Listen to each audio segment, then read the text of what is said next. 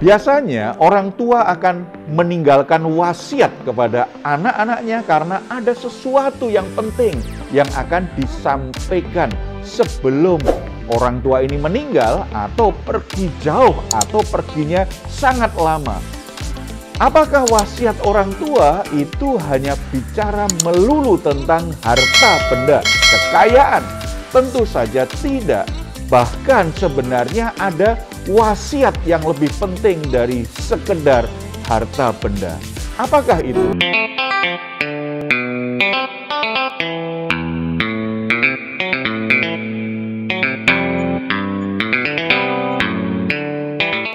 Salam, God lover yang dikasihi oleh Tuhan Yesus, senang boleh kembali berjumpa dengan saudara dalam program Rest and God malam hari ini bersama Diaspora TV.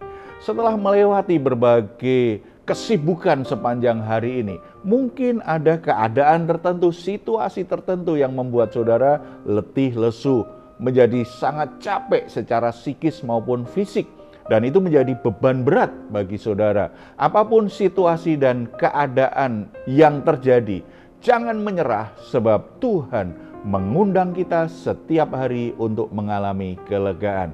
Tuhan Yesus berkata, "Marilah kepadaku semua yang letih lesu dan berbeban berat, aku akan memberi kelegaan kepadamu." Mari kita responi undangan Tuhan ini dengan iman kita datang kepadanya di dalam doa. Bapa di surga, kami menghampiri tata kasih karunia-Mu dengan darah Yesus Kristus. Kami bersyukur karena Tuhan begitu peduli dalam hidup kami. Tuhan, rindu kami boleh mengalami kelegaan setiap hari. Tuhan, tawarkan kami untuk membawa semua beban berat itu. Saat ini kami datang kepadamu, semua permasalahan kami Tuhan yang membuat jiwa kami sungguh-sungguh tertekan, kami serahkan kepadamu. Mohon belas kasihan, pertolongan, kekuatan dari Tuhan. Dan kami percaya jiwa kami akan lega karena Tuhan yang memberikannya. Tuhan memberi kami ketenangan hati, kekuatan untuk bisa menanggung segala perkara. Iman kami berkata bahwa semua masalah kami akan selesai karena anugerah dan kuasa-Mu akan menyertai kami. Terima kasih Bapa. Saat ini kami siap untuk mendengarkan firman-Mu. Mari Engkau berbicara, Roh Kudus yang menerangi hati dan pikiran kami. Dalam nama Tuhan Yesus. Amin. Biasanya orang tua akan meninggalkan wasiat kepada anak-anaknya karena ada sesuatu yang penting yang akan disampaikan sebelum orang tua ini meninggal atau pergi jauh atau perginya sangat lama. Apakah wasiat orang tua itu hanya bicara melulu tentang harta benda, kekayaan? Tentu saja tidak. Bahkan sebenarnya ada wasiat yang lebih penting dari sekedar harta benda. Apakah itu? Mari kita melihatnya di 1 Tawarikh pasal 28 ayat 1 sampai 21. Di perikop ini Daud memberikan wasiat penting kepada Salomo, anaknya yang akan menggantikan dia menjadi raja. Daud ingin agar anaknya ini tidak lupa akan apa yang telah ditetapkan bagi kehidupannya di masa depannya. Wasiat Daud kepada Salomo apa? Yang pertama, supaya Salomo mengenal Allah secara pribadi. Ayat 9, "Dan engkau anakku Salomo, kenalah Allahnya Allahmu, dan beribadahlah kepadanya dengan tulus dan ikhlas, dan dengan rela hati, sebab Tuhan menyelidiki segala hati dan mengerti segala niat dan cita-cita. Jika engkau mencari Dia, maka Ia akan berkenan ditemui olehmu. Tetapi jika engkau meninggalkan Dia, maka Ia akan membuang engkau untuk selamanya." Daud memberikan wasiat yang begitu bernilai bagi hidup anaknya, agar Salomo mengenal Allah secara pribadi, melayani dan mencari Dia dengan tulus, ikhlas, dan rela hati. Daud tidak mewasiatkan warisan materi kekayaan karena memang sebagai raja sudah sangat kaya raya. menepati istana yang begitu indah dengan segala kemewahannya. Tetapi yang lebih daripada semua kemewahan dan kekayaan, Daud memberi penekanan yang kuat supaya Salomo mengerti dan mengenal Allah secara pribadi. Inilah panggilan terpenting bagi orang tua untuk mewariskan imannya kepada anak-anaknya. Sebab pengenalan Salomo tentang Allah ini akan menjadi kunci sukses dalam hidupnya di kemudian hari, khususnya ketika dia memimpin kerajaan, ketika dia harus memimpin bangsa Israel menjadi seorang penguasa. Tidak hanya jabatan yang dia miliki, tapi benar-benar dia bisa menggembalakan umat Israel di jalan Tuhan. Orang tua yang baik adalah orang tua yang selalu berupaya agar anaknya mengenal Allah, sehingga anak-anak itu punya pemahaman yang benar tentang diri Allah, tentang jalan-jalan Allah yang kita kenal di dalam nama Yesus Kristus Tuhan. Serta anak-anak itu bertumbuh hidup dalam persekutuan yang erat secara pribadi dengan Allah, berjalan menekuni kebenaran firman Tuhan yang sudah dia mengerti. Dengan demikian anak-anak akan menjadi pribadi yang senantiasa mengandalkan Tuhan. Berdoa itu menjadi bagian dari cara hidupnya untuk selalu menikmati penyertaan Tuhan, kehadiran Tuhan, dan kekuatan dari Tuhan. Dalam kehidupan anak-anak kita, biarlah hal-hal seperti itu menjadi hal yang nyata, bukan karena kita awasi, kita suruh, tetapi anak-anak kita kalau sudah mengenal Tuhan secara pribadi, maka dia akan menjadikan Tuhan itu menjadi awal dan menjadi kekuatan, menjadi pribadi yang menuntun, yang menyertai, dan mengarahkan semua aktivitasnya bagi Tuhan untuk kemuliaan Tuhan. Yang kedua, Daud memberi wasiat supaya Salomo punya komitmen dalam pekerjaan Tuhan. Kita baca ayat 10-11. Camkanlah sekarang, sebab Tuhan telah memilih engkau untuk mendirikan sebuah rumah menjadi tempat kudus. Kuatkanlah hatimu dan lakukanlah itu. Lalu Daud menyerahkan kepada Salomo anaknya rencana bangunan dari balai bait suci dan ruangan-ruangan dari perbendaharaannya, kamar-kamar atas dan kamar-kamar di dalamnya, serta dari ruangan untuk tutup pendamaian.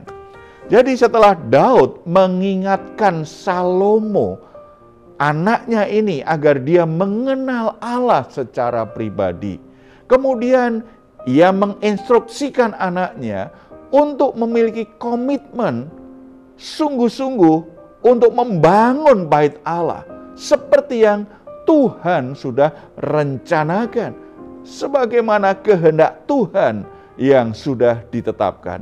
Daud ingin agar Salomo anaknya ini melaksanakan tugas suci ini sesuai dengan rencana yang sudah tertulis, yang diilhamkan Tuhan tentang pembangunan bait suci. Itu kita bisa baca ayat 11-19. Jadi Tuhan sudah menetapkan apa yang harus dibangun dan bagaimana bangunan itu harus dibuat. Adakah kita sebagai orang tua mewasiatkan kepada anak-anak kita agar mereka memiliki komitmen untuk terlibat dalam pekerjaan Tuhan bagi dunia ini? Sebab keberhasilan yang sesungguhnya bagi anak-anak kita kelak itu bukan hanya sekedar ketika mereka sukses sebagai pengusaha, mereka punya jabatan tinggi, karirnya sangat bagus di perusahaan atau mungkin sebagai pejabat di pemerintahan. Itu bukan intinya kesuksesan utama anak kita.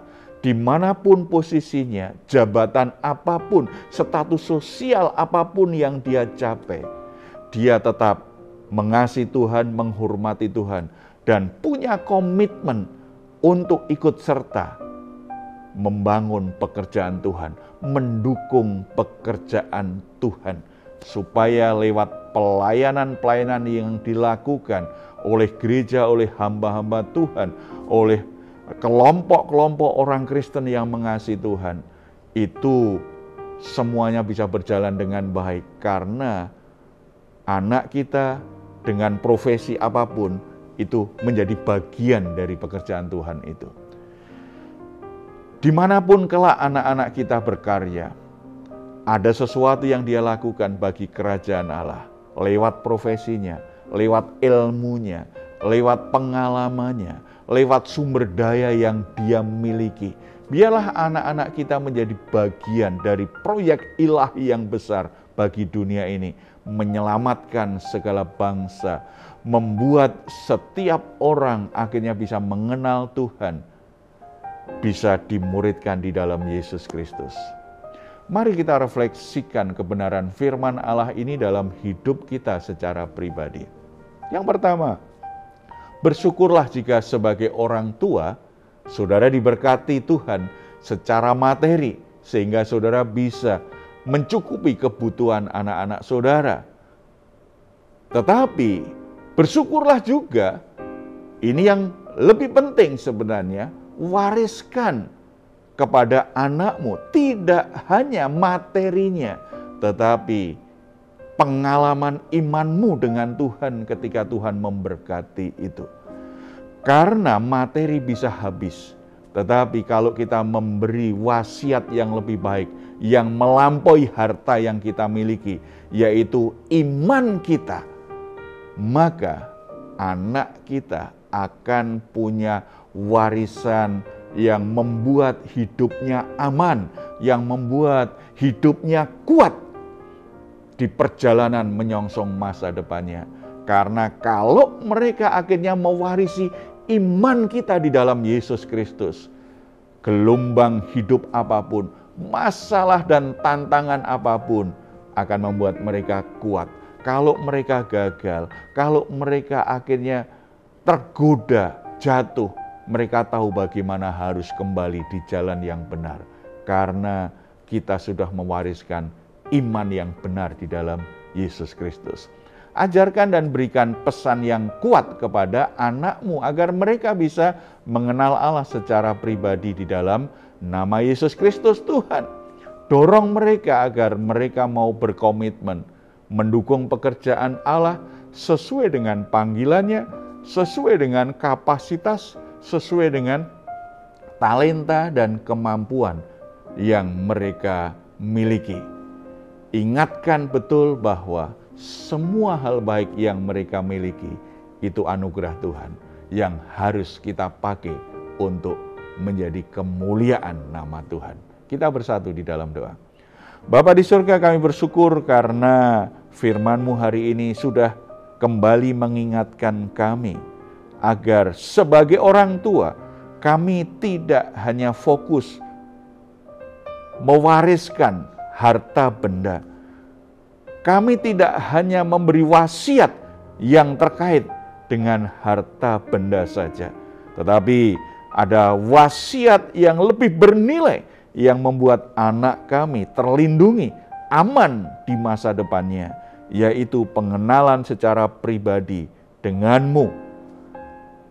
Ajar kami Tuhan, beri kami hikmat sebagai orang tua, agar bisa menolong anak-anak kami mengalami perjumpaan pribadi dengan Engkau. Mereka mengalami kehadiran-Mu melalui Tuhan Yesus Kristus yang kami kenal. Dan tolong kami juga supaya kami bisa memberi motivasi, mengajar, dan memberi contoh. Supaya anak-anak kami tidak hanya hidup untuk dirinya sendiri, tetapi punya komitmen sungguh-sungguh untuk mendukung pekerjaan Tuhan.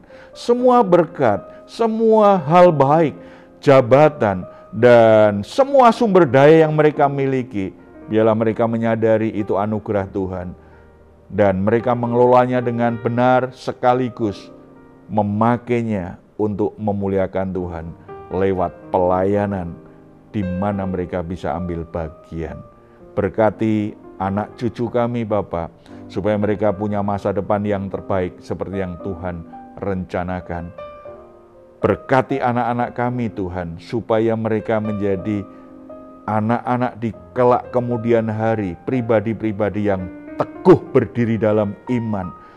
Anak-anak yang sungguh-sungguh mencintai Tuhan, tidak terkalahkan oleh masalah apapun, tetap bisa tegak berdiri melangkah bersama Tuhan. Terpuji namamu Bapa, dalam nama Tuhan Yesus. Amin.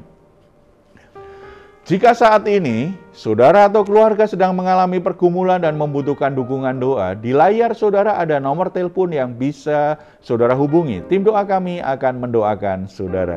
Silahkan jika saudara ingin memberikan komentar, tuliskan komentar saudara di ruang komentar yang ada di channel Diaspora TV. Baik saudara, sebelum kita berpisah, mari kita memperkatakan bersama-sama Mazmur 4 ayat 8-9. Engkau telah memberikan sukacita kepadaku lebih banyak daripada mereka ketika mereka kelimpahan gandum dan anggur.